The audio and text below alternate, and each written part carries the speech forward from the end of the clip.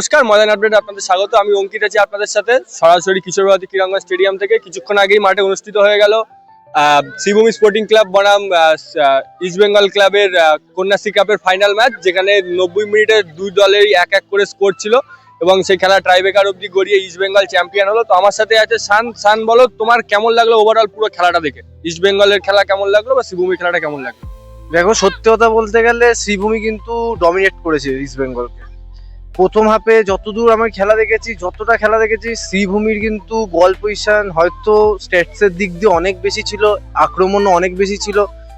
পুরো প্রেশারটা কিন্তু ইস্ট বেঙ্গল ডমিনেট করেছিল ফার্স্ট হাফে, কিন্তু সেকেন্ড হাফের প্রথম দিকেই একটা যে গোলটা পায় ইস্ট বেঙ্গল, সেটাতে হয়তো অনেকেই ভেবেছিল যে ইস্ট বেঙ্গলের কাছে হয়তো ইজি হয়ে যাবে জিনিসটা, কিন্তু শ্রীভূমি তারপরেও কন্টিনিউস প্রেশার করে এবং তারপরেও কিছু মিনিটের মধ্যেই গোলটা পেয়ে যায়।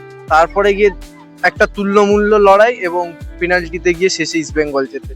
আর সব থেকে একটা বড় বিষয়, শ্রীভূমির যে ইস্ট বেঙ্গলের যে লাস্ট শটটা ছিল, শ্রীভূমির কিন্তু গোলকিপার মানে একজন প্লেয়ার, মানে গোলকিপার সে ঠিক কিন্তু না, সে কিন্তু একজন প্লেয়ার ছিল, সে কিন্তু এসেছিল সেভ করতে। এটা একটা মানে অদ্ভুত বিষয় ছিল এই ম্যাচে। তাহলে দ্বিতীয় প্রশ্ন তোমার কাছে, যে আগের মরশুমে আমরা জানি আগের মরশুমে কন্যাশ্রী কাপ চ্যাম্পিয়ন হয়েছিল শ্রীভূমি এই একই ইস্ট বেঙ্গলকে হারিয়ে। তো তোমার মতে কি এটা কি মানে শ্রীভূমিকে হারিয়ে একটা রিভেঞ্জ দিল ইস্ট বেঙ্গল?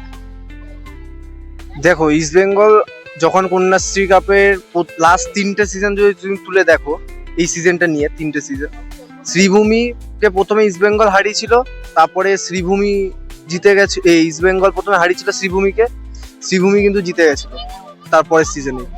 আর এই সিজনে কিন্তু একটা হাড্ডাহাড্ডি লড়াইয়ের পর কিন্তু ইস্ট বেঙ্গল জিতেছে। এমন না যে ইস্ট বেঙ্গল খুব ডমিনেট করে জিতেছে, এরকম কিন্তু কিছু না। ইস্ট বেঙ্গলকে কিন্তু যথারীতি খাটতে হয়েছে 90 মিনিট।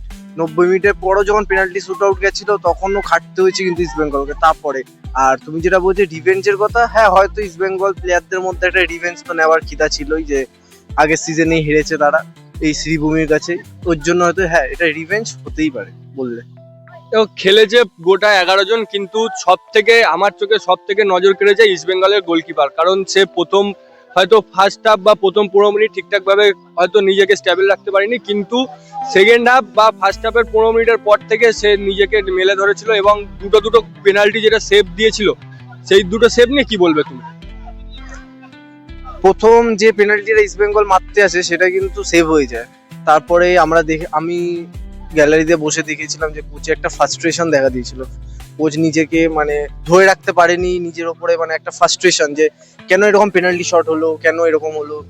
তো কোচের একটা কিন্তু ফ্রাস্ট্রেশন বাইরে দিয়ে দেখা যাচ্ছিল। তারপরে যখন গোলকিপার যখন সেভ করলো প্রথমটা, তখন কোচ কিন্তু হ্যাঁ একটু রিল্যাক্স ফিল করেছে যে হ্যাঁ যে এখন জিততে পারবো বা এখন একটা চান্স আছে। কিন্তু প্রথমে যে কোচের যে ফ্রাস্ট্রেশন, সেটা কিন্তু টিমের ওপরে, মানে টিমের সাথে যে বন্ডিংটা, সেটা কিন্তু বোঝা যাচ্ছে যে কোচ যেন মানে পেনাল্টিটা মারছে প্লেয়ার ঠিকই, কিন্তু কোচের ওপরে যেন একটা প্রেশার আলাদা করে থাকে। এবং আরেকটা কথা বলতে হবে যে ইস্ট বেঙ্গলে কিন্তু প্রথমেই চোট পেয়ে গেছিল প্লেয়ার, তারপরেও যে শ্রীভূমি যে ডমিনেশনটা দেখিয়েছে, তারপরে যেটা সেটা অ্যাবজর্ব করে যে ইস্ট বেঙ্গল এত চ্যাম্পিয়ন হয়েছে, সেটাই বড় ব্যাপার। ধন্যবাদ তোমাকে। তো 49 মিনিটে ইস্ট বেঙ্গলের প্রথম গোল এবং তারপরেই 51 মিনিটে শ্রীভূমি সমতায় ফেরে দিয়ে সেই খেলাটা হাড্ডাহাড্ডি ভাবে শেষ হয় 90 মিনিট এবং তারপরে সেই খেলাটা পেনাল্টি শুট আউটে যায়। সেখানে ইস্ট বেঙ্গলের গোলকিপার খুব ভালোভাবে দুটো গোল সেভ করে।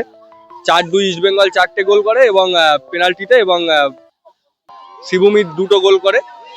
তো বলতে পারি একটা হাড্ডাহাড্ডি লড়াই লড়েছিল ইস্ট বেঙ্গল এবং শ্রীভূমি ক্লাবের ফুটবলাররা। শেষ হলো ইস্ট বেঙ্গল বনাম শ্রীভূমির ম্যাচ কিশোরগঞ্জ স্টেডিয়াম থেকে। তো আমরা দেখতেই পেলাম সারা মাঠ জুড়ে ইস্ট বেঙ্গল প্লেয়ারদের উচ্ছ্বাস, তাদের সেলিব্রেশন, এবং আমরা যাদের সাথে কথা বললাম তারাই বললো এখন এই সেলিব্রেশন চলবে অনেক কিছুদিন ধরে। তো দেখা যাক এফসিতে ইস্ট বেঙ্গল কি ফলাফল করে। কিশোরগঞ্জ ক্রীড়াঙ্গন থেকে অঙ্কিত, সৌরভ, সানের রিপোর্ট, ময়দান আপডেট।